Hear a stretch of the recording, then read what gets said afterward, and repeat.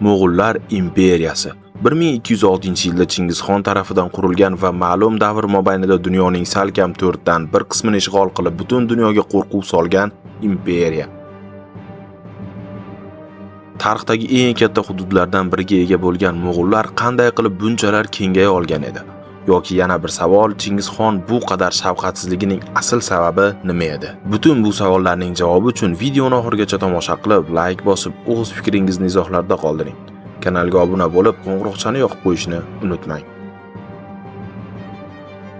7-asrga kelib, Mo'g'ul ismi ilk bor kichik bir qabilaning nomi sifatida Tan sulolasi hududida tilga olina boshladi. 1440-yilga qadar tarqoq holda yashagan Mo'g'ul qabilalari bu davrga kelib, Chingizxonning katta bobosi Qubulxon tomonidan birlashtirildi. Faqat Qubulxon xon unvonini olganidan qisqa vaqt o'tib tatarlar tomonidan o'ldirildi va Mo'g'ullar yana tarqalib ketdi. 1162-yilga kelib Mo'g'ullar ichida eng e'tiborli bo'lgan rais Yesugeyning bir o'g'li dunyoga keldi. Uning ismi Temuchin edi. Temuchin qiyin bir hayotda ulg'ayib, atrofida kuch to'plaganidan so'ng 1206-yilda Onon daryosi bo'yida to'plangan katta qurultoyda ulug' xon deb e'lon qilindi va Chingizxon laqabini oldi.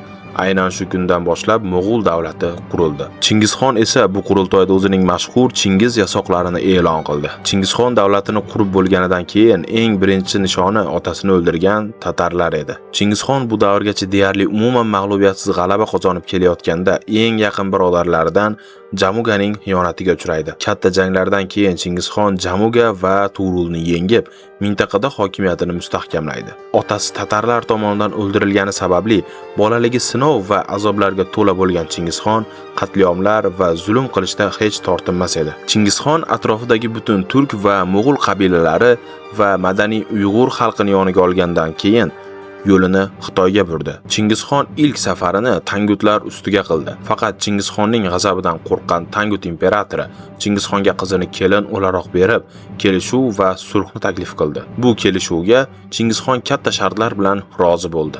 1211-yilga kelib Chingizxon ilk buyuk yurishini Jin imperiyasining shimoliy hududlariga qildi. O'sha davrda Jin xonadoni yaxshigina harbiy qudratda bo'lsa ham, ichki urushlar sabab tarqoq holda edi.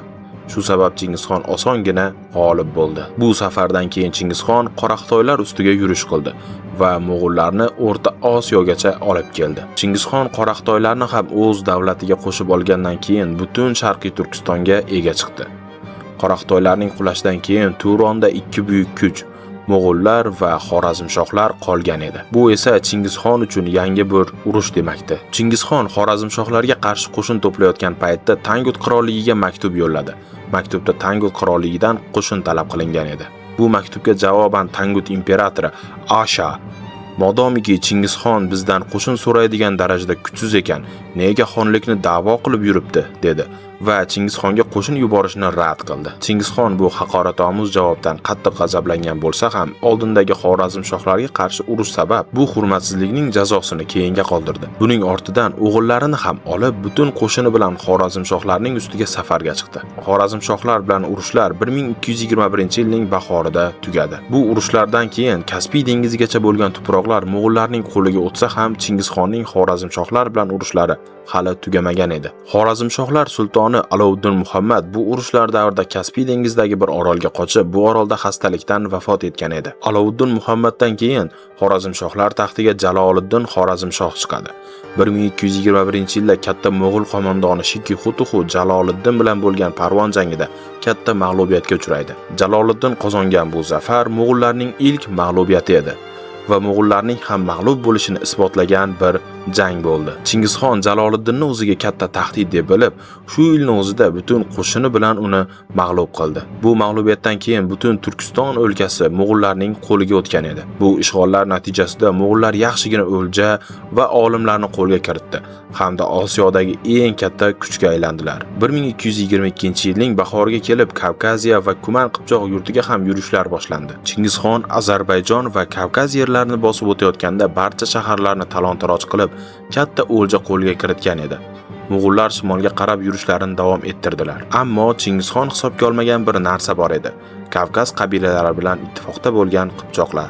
Chingizxon Qipchoqlarga xabar yuborib, kelishuv evaziga ularga hujum qilmasligi, ularga kerakli mol, mulk va pulni ham berishini aytdi. Qipchoqlarning yo'lboshchisi bosh sarkarda Konchak va uning o'g'li Yuriji ularni bu so'ziga ishonib, Kavkaz qabilalari bilan tuzgan ittifoqlaridan chiqib ketishdi. Bu voqealardan ko'p o'tmay Chingizxon o'zi tuzgan bu bitimga xiyonat qilib, Qipchoq yurtiga hujum qildi. Kelishuv evaziga Qipchoqlarga to'langan mol, mulk va puldan bir necha barobar ko'pini ulardan qaytarib olarkan, o'tgan har bir shaharga o't yoqib, askarlariga talon-taroj qilish buyrug'ini berdi. Mag'lubiyatni hazm qila olmagan Qipchoqlar rus knyazlaridan yordam so'raganda, Chingizxon ruslarga bir ma'noda endi navbat sizga kelmaydimi degan edi. Baribir Qipchoqlardan keyin navbat o'zlariga kelishini bilgan ruslar Qipchoqlar bilan birlashib Mo'g'ullarga qarshi jang ochdilar. Taraflar o'rtasida boshlangan va tarixda Kalka jangi nomini olgan bu jangda Mo'g'ullar o'zlarini chekinish taktikasini qo'llab, ortga chekinishdi va dushmanlarini 8 kun davomida